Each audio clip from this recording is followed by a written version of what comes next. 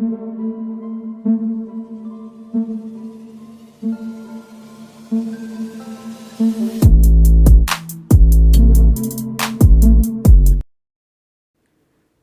दोस्तों, scary story official में आप सबका स्वागत है। आज की कहानी की तरफ बढ़ने से पहले चैनल को सब्सक्राइब कर लीजिए और अगर कहानी अच्छी लगती है तो प्लीज़ लाइक एंड कमेंट करना मत भूलिएगा। दोस्तों, आज की कहानी बहुत ही ज़्यादा डरावनी है। वैसे तो सभी कहानियाँ डरावनी होती हैं, लेकिन कुछ कहानियाँ ऐसी होती हैं जो दिल को छू जाती हैं। तो वैसी ही एक कहानी है जो मैं आप लोगों के लिए लेकर आई हूँ। तो अगर पसंद आती है तो कमेंट बॉक्स में ज़रूर बताइएगा कहानी कैसी लगी। तो कहानी की तरफ बढ़ते हैं। कहानी है विजय और राधा की।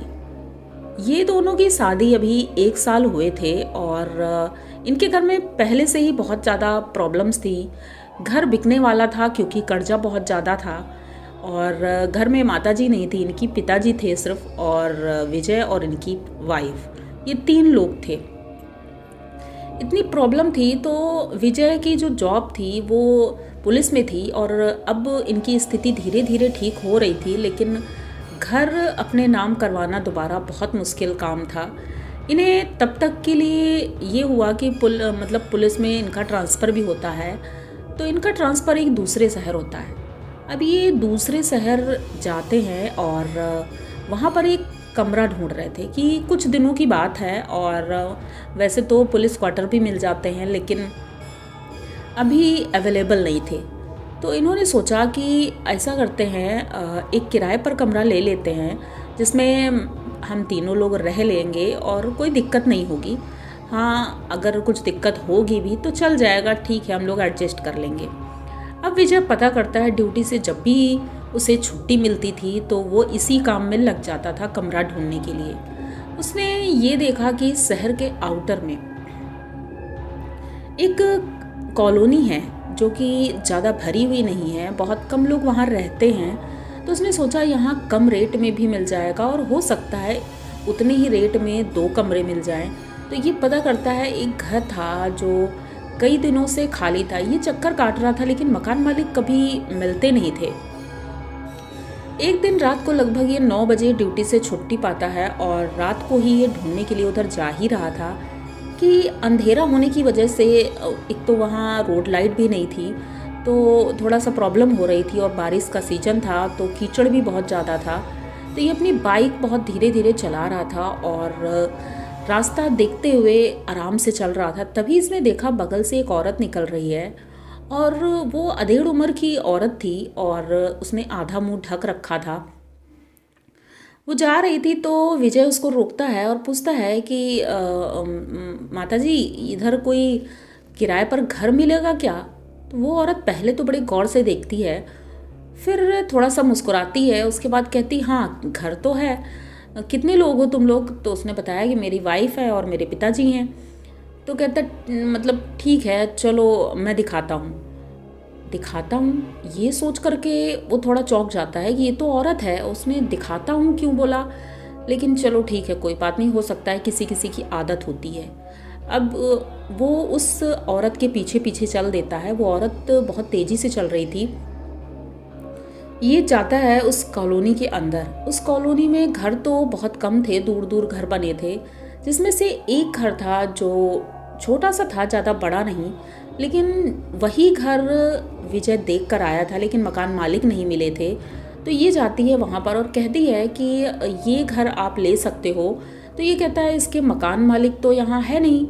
तो वो कहती है कि नहीं, मकान मालिक को मैं जानती हूँ, वो बाहर रहते हैं और मैं उनसे बात कर लूँगी, आप इसमें शिफ्ट हो सकते हैं। अब विजय उसके विश्वास पर हाँ बोल देता है। उससे पूछता है पैसे कितने लगेंगे? तो वो कहती है कि जितना आप दे सको उतना दे देना, भाई जैसे किराया सब जगह देते होगे वैसे ही किराया यहाँ भी दे देना, क्योंकि अभी तक ये किराए पर उठा नहीं है कभी। तो विजय कहता है ठीक है फिर।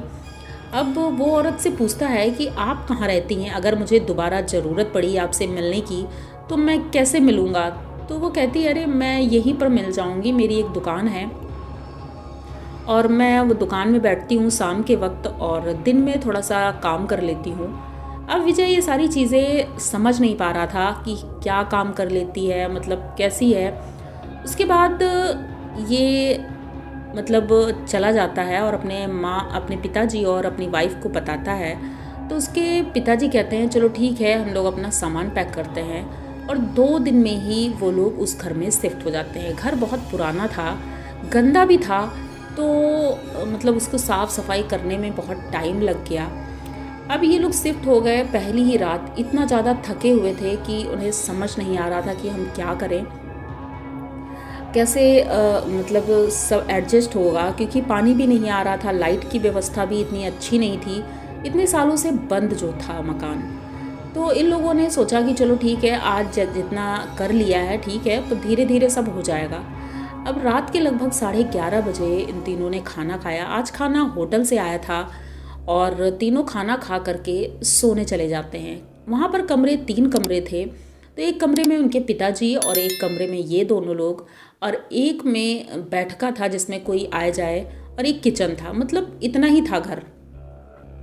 तो पूरा घर इन लोगों ने ही ले लिया था और अच्छे से ये सोच रहे थे कि खूब सजाएंगे, इसको अच्छे से रखेंगे, क्योंकि जब तक रहना है तब तक तो अपना ही है। तो बस रात को वही 11:30 बजे सब सोने लगते हैं और लगभग सब सो ही गए थे, लेकिन थोड़ी देर बाद महसूस होता है कि दूसरे कमरे में कोई फर्नीचर खींच रहा है। तो जब ये आवाज़ आती है तो राधा उठती है और कहती है कि पिताजी अपने रूम का फर्नीचर क्यों शिफ्ट कर रहे हैं, वैसे भी इतनी उम्र हो गई है, अगर शिफ्ट करना था तो बता देते, तो हम ही लोग करवा देते। अब ये उठती है, उठकर देखने जा रही थी तो उसने देखा पिताजी के रूम का दरवाज़ा खुला हुआ है और पिताजी तो आराम से सो रहे हैं। बगल वाला जो बेड का रूम था वो खुला हुआ था, उसमें सोफ़ा और टेबल वगैरह रखा था। तो इसने जब झांक कर देखा तो सब कुछ तो ठीक था, लेकिन सोफ़ा का एंगल थोड़ा टेढ़ा था। तो ये जा करके इसने सीधा कर दिया, और सीधा करने के बाद जब लाइट ऑफ करके वापस आ रही थी तो देखा कि फिर से आवाज़ आती है और सोफ़ा फिर से टेढ़ा हो जाता है। ये सोचती है मतलब ऐसे कैसे हो सकता है, अभी तो मैंने सीधा किया। फिर से जाती है, उसको सीधा करती है, सीधा करके अपने रूम में आती है, लेट जाती है, लेकिन अब उसे अजीब अजीब सी आवाज़ें आने लगी थी। ऐसा लग रहा था छत में कोई दौड़ रहा है या नीचे कोई दौड़ रहा है। इसे नींद नहीं आ रही थी, पहला ही दिन, और नींद नहीं आना ये बहुत बड़ी बात थी। उसे लगा कि इतने थके हुए हैं, थकान में तो इंसान को नींद आ ही जाती है, लेकिन राधा को नींद नहीं आ रही थी। सुबह का लगभग 4 बजता है और राधा प्रेग्नेंट भी थी, तो इसलिए उनके ससुर जी ने कहा कि बेटा ऐसा है, कोई अगर मेड मिल जाती है काम वाली तो सही रहेगा, बहू को थोड़ा आराम मिल जाएगा, क्योंकि काम बहुत ज़्यादा होता है तो उसे दिक्कत होगी। तो इन्होंने कहा कि चलो ठीक है, हम पता करते हैं। तो पड़ोस में ही एक घर था, वहाँ पर जाकर विजय बात करते हैं कि यहाँ पर कोई काम वाली बाई आती है क्या, क्योंकि हमें भी काम पर रखना है। तो उन्होंने कहा हाँ आती तो है, आप देखिए, मतलब मेरे घर में तो नहीं, लेकिन दूसरों के घरों में मैंने देखा है। तो कहते ठीक है, अच्छा मैं बात कर लूँगा। अब ये ड्यूटी चले जाते हैं क्योंकि देर हो रही थी। शाम के वक्त जब ड्यूटी से वापस आ रहा था विजय, तो उसने देखा कि रास्ते पर, रास्ता कच्चा था, जो इनकी कॉलोनी का रास्ता था वो कच्चा ही था, तो अक्सर उसमें गड्ढे और ये सारी चीज़ें बहुत रहती थी, तो बड़े आराम से चलना पड़ता था। तो वो चल रहा था, तभी उसने गौर किया कि वही औरत है शायद जो आगे आगे जा रही है। ये अपनी गाड़ी स्पीड से बढ़ाता है और उस औरत के पास रुकता है। उससे कहता है कि अरे माता जी, आपने जो घर दिलाया था बहुत अच्छा है, थोड़ी साफ़ सफाई करनी है लेकिन हम कर लेंगे, तो लेकिन एक प्रॉब्लम है। तो वो कहती क्या है? तो कहता है कि मुझे एक काम वाली बाई की ज़रूरत है, क्योंकि मेरी वाइफ प्रेग्नेंट है और काम की प्रॉब्लम होती है। तो वो थोड़ा मुस्कुराती है, उसके बाद कहती है कि मैं कर दूंगी काम। तो विजय कहता है आप? तो कहती हाँ मैं यही काम करती हूँ। तो वो कहता है कि चलो ये तो बहुत अच्छा हुआ, कल सुबह से ही आप आ जाना। तो वो कहती ठीक है। अब ये चला जाता है अपने घर, अपनी वाइफ को, अपने पापा को बताता है कि पापा काम वाली बाई मिल गई है, कल सुबह से आएगी। अब सब लोग बहुत खुश होते हैं, चलो फाइनली काम से छुट्टी मिल जाएगी। अब सुबह होती है और जब सुबह होती है तो मतलब विजय देखता है कि राधा की तबीयत कुछ ठीक नहीं थी। वो सो रही थी, तो विजय ने उसे जगाया और पूछा क्या हुआ, तुम्हारी तबीयत तो ठीक है? लेकिन वो कुछ बोल नहीं रही थी, अजीब सा व्यवहार कर रही थी, मतलब वो घूर रही थी विजय को, ऐसा लग रहा था उसकी आंखों में खून उतर आया है और वो अजीब तरह से घूर रही थी, गुर्रा रही थी। ये देख करके विजय घबरा जाता है। वो अपने पिताजी को बुलाता है और दिखाता है, कहता है पिताजी देखिए राधा को क्या हो गया है। तो उनके पिताजी जब देखते हैं तो उन्हें कुछ शंका होती है। वो कहते हैं ऐसा है बेटा, वो इसे मंदिर लेकर आज चले जाओ, हनुमान जी के दर्शन करवा दो, सब ठीक हो जाएगा। तो विजय ऐसा ही करता है। वो जाता है मंदिर और राधा के टीका लगवाता है हनुमान जी का और प्रसाद लेकर घर आ जाता है। सब कुछ ठीक लग रहा था उसे। विजय को ऑफिस भी जाना था, इसलिए आज वो बिना लंच लिए ही चला जाता है। और थोड़ी देर बाद कोई बेल बजाता है। जैसे ही बेल बजती है तो राधा जाती है, दरवाज़ा खोलती है। फिलहाल वो नॉर्मल थी। जैसे ही दरवाज़ा खोलती है तो देखती है एक औरत खड़ी है। तो वो समझ जाती है कि ये वही काम वाली बाई है जिसे विजय ने मतलब बुलाया है। तो वो घर के अंदर आती है और काम पूछती है तो ये बता देती है कि झाड़ू पोछा, बर्तन, कपड़े ये सब करने हैं। अब वो औरत जिस तरह से काम कर रही थी, राधा सोफे में बैठी है, मतलब इतनी स्पीड में काम कर रही थी कि लगभग 15 मिनट के अंदर उसने कपड़े धुल दिए, झाड़ू पोछा कर दिया, बर्तन भी धुल दिए और आकर खड़ी होती है और कहती है कि मैडम काम हो गया है। तो राधा कहती है इतनी जल्दी काम? वो जाती है, पूरा घर चेक करती है। सारा घर एकदम साफ सुथरा था और बर्तन भी धुले हुए थे, कपड़े भी छत पर सूख रहे थे। मतलब ये औरत इतनी जल्दी काम कैसे कर सकती है? उसके बाद वो कहती है ठीक है अब शाम को आना। तो वो जाने लगती है। जब वो जा रही थी तो राधा ने देखा कि ऐसा लग रहा था कि वो कुछ अजीब तरह से चल रही थी, लंगड़ा के चल रही है। अब राधा दरवाज़ा बंद करती है और जैसे ही अंदर आती है तो उसे दिखाई पड़ता है एक रुमाल रखी है। तो वो रुमाल उठाती है, उसे याद आता है कि हो सकता है ये काम वाली बाई की है। तो दरवाज़ा खोलती है। जैसे ही दरवाज़ा खोलती है देखती है सामने कोई भी नहीं, मतलब दूर दूर तक कोई नहीं दिख रहा था। इतनी जल्दी वो कैसे चली गई, क्योंकि आस पड़ोस में भी कोई घर नहीं थे, घर सारे दूर दूर थे, दूसरी गली में थे। इतनी जल्दी वो कैसे चली जाएगी? अब राधा सोचती रहती, लेकिन फिर सोचती है हो सकता है कि वो शॉर्टकट से चली गई होगी, उसे तो पता होगा यहाँ का रास्ता। अब ये आती है अंदर और दोपहर का वक्त हो गया था। अब काम भी कुछ नहीं था तो आराम करने लगती है। इनके पिताजी भी अपने रूम में आराम कर रहे थे तो राधा भी चली जाती है अपने रूम में। अब थोड़ी देर बाद ये सोने ही वाली थी, लगभग 2 बज रहा था दोपहर का, और तभी अचानक से उसे महसूस होता है इसके बैठका रूम में टीवी चलने की आवाज़ आती है। अब ये उठती है और कहती है कि लगता है पिताजी टीवी देख रहे हैं, बहुत तेज़ आवाज़ थी। तो ये धीरे धीरे जाती है उस रूम की तरफ, देखती है दरवाज़ा तो खुला है। सोफे पे देख करके इसकी हालत ख़राब हो जाती है, क्योंकि ये वही काम वाली बाई थी जो सुबह आई थी और अब वो सोफे में बैठकर टीवी देख रही है। ये तुरंत जाती है अंदर और पूछती है कि आप कब आई यहाँ पर? तो वो कुछ बोलती नहीं है, बस वो राधा को घूर रही थी और कहती है कि आओ तुम भी देखो आकर टीवी। तो राधा कहती है अरे टीवी मुझे नहीं देखना है, तुम ये बताओ तुम घर कब आई, दरवाज़ा किसने खोला था? तो कहती है मुझे आने के लिए किसी दरवाजे की ज़रूरत नहीं पड़ती है। अब राधा ये सुन करके और डर जाती है। वो सोचती है कि मतलब ये क्या हो रहा है, मेरा ही दिमाग ख़राब है या मतलब ये ऐसे कुछ बोल रही है। ये अपने पापा को बुलाती है तो पापा उनके आते हैं। वो भी पूछते हैं कि भाई तुम कैसे आ गई, मतलब ऐसे कैसे किसी के घर में आ सकती हो तुम बिना नॉक करे, और क्या खिड़की से कूद के आई हो? तो कहती नहीं खिड़की से नहीं, हम दीवारों से आ जाते हैं। अब वो कहते हैं कि शायद इसका दिमागी संतुलन ठीक नहीं है, तो उससे कहते हैं कि ऐसा है तुम अभी जाओ, अभी काम नहीं है कुछ और शाम को आना। वो उठती है और चली जाती है। उसके बाद अब राधा सोचती रहती है क्या हो रहा है, शायद मेरी तबीयत ख़राब हो गई है। ऐसा सोच करके वो अपने रूम में जाती है, लेट जाती है। थोड़ी देर बाद उसके रूम से अटैच बाथरूम था, तो बाथरूम में पानी बहने की आवाज़ आती है। अब ये उठती है, कहती है क्या प्रॉब्लम है, आराम भी नहीं कर सकते ज़रा सा, पानी पता नहीं किसने खोल दिया। तो जाती है तो देखती पानी तो बंद था लेकिन पूरा बाथरूम गीला हुआ था। ये देख करके वो थोड़ा चौंक जाती है। उसने कहा बाथरूम तो मैंने सुबह ही यूज़ किया था और अंदर वाला बाथरूम तो बहुत कम यूज़ करते हैं, तो ये गीला कैसे हो गया? इधर उधर चेक करती है, लीकेज भी कहीं नहीं था। जैसे ही ये दरवाज़ा बंद करने वाली थी, दरवाज़ा बंद नहीं हो रहा था, जैसे किसी ने दूसरी तरफ से पकड़ कर रखा है बाथरूम का दरवाज़ा बंद नहीं हो रहा था और जब बहुत तेज़ी से ये खींचती है तो एकदम से झटका लगता है और ये नीचे गिर जाती है। जब गिरती है तो बहुत तेज़ी से चिल्लाती है।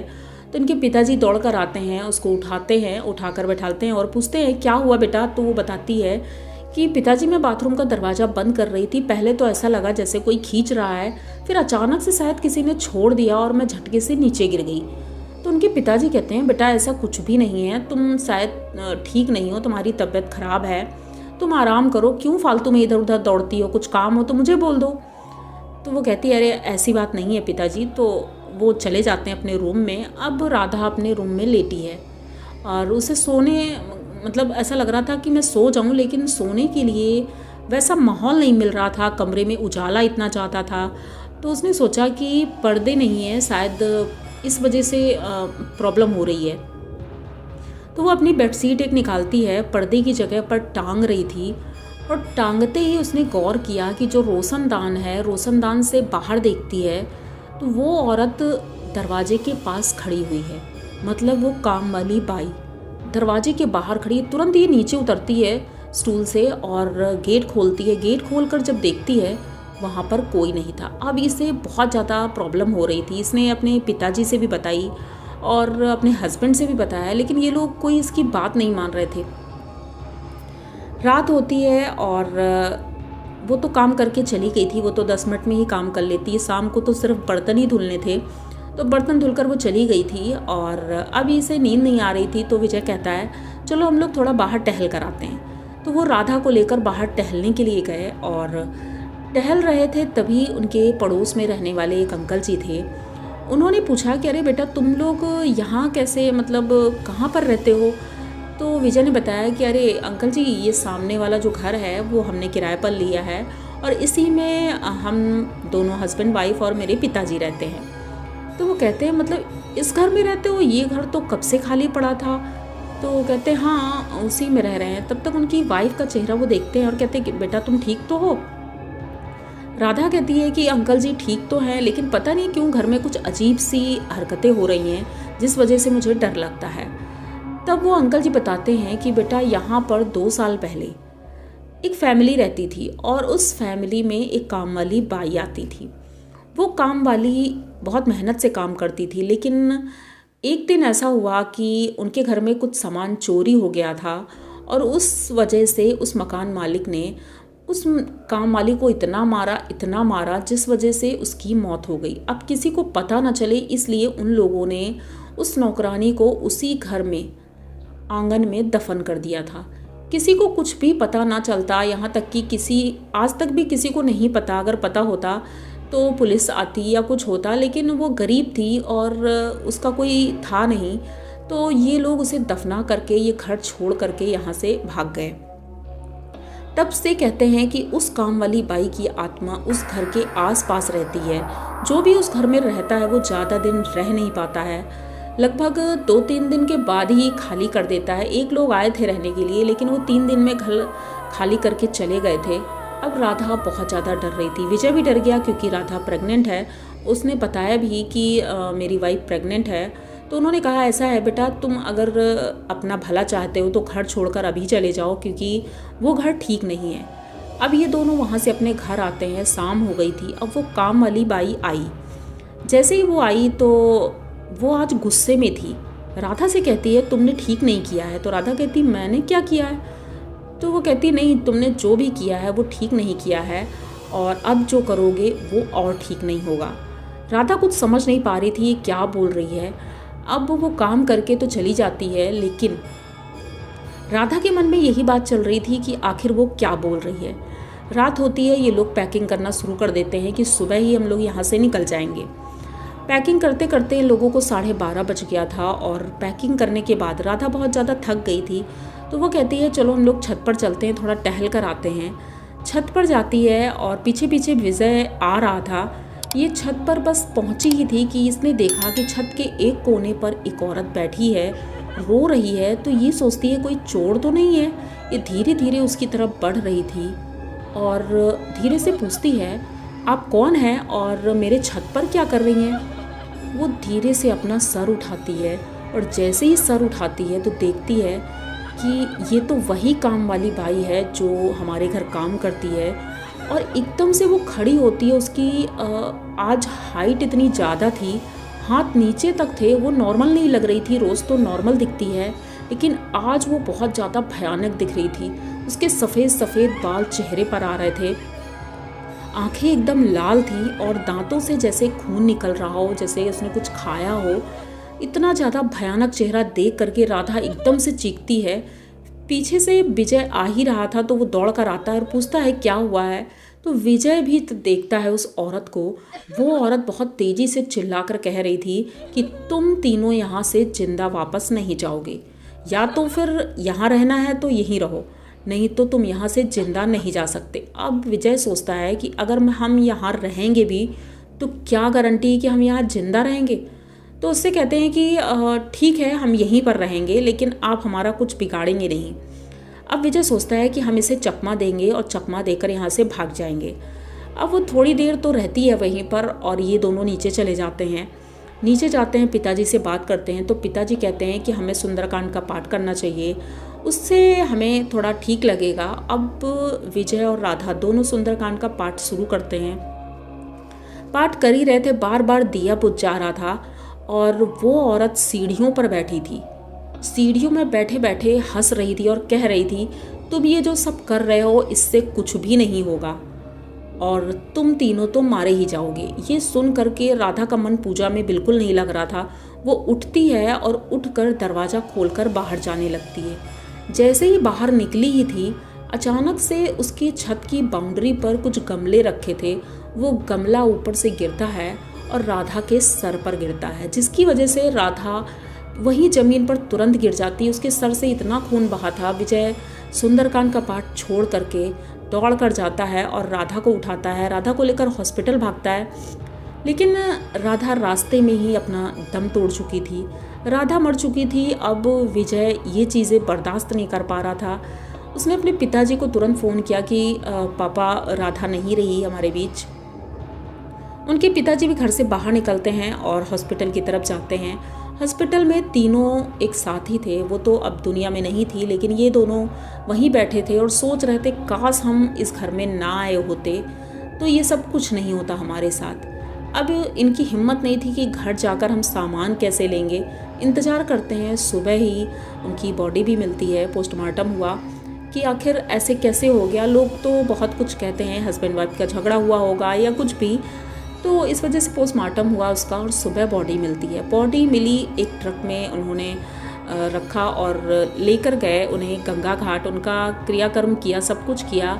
उसके बाद अब घर आते हैं कि सारा सामान ले लेंगे। जैसे ही सामान लेने के लिए घर के अंदर जाते हैं तो देखते हैं कि घर में जैसे तूफान सा मचा था और सारा सामान अस्त व्यस्त था। ये जल्दी जल्दी सामान अपना गाड़ी में लदवाते हैं और लेकर अपने गांव की तरफ निकल जाते हैं। गांव पहुंचते हैं और अब सोचते हैं कि काश हम वहां ना गए होते तो हम ठीक होते। गांव का घर भी कुछ ठीक नहीं था लेकिन फिर भी अब वो लोग वहीं रहते हैं, पर ये यादें वो भूल नहीं पाते हैं कि उनके साथ क्या हुआ था। अब अगर आपको ये कहानी अच्छी लग रही है तो प्लीज़ चैनल को सब्सक्राइब करिए, लाइक कमेंट करिए, शेयर करिए और बने रहिए हमारे साथ, क्योंकि नई नई कहानियाँ मैं लेकर आती रहती हूँ। तो मिलते हैं फिर किसी नई कहानी में, तब तक के लिए डरते रहिए।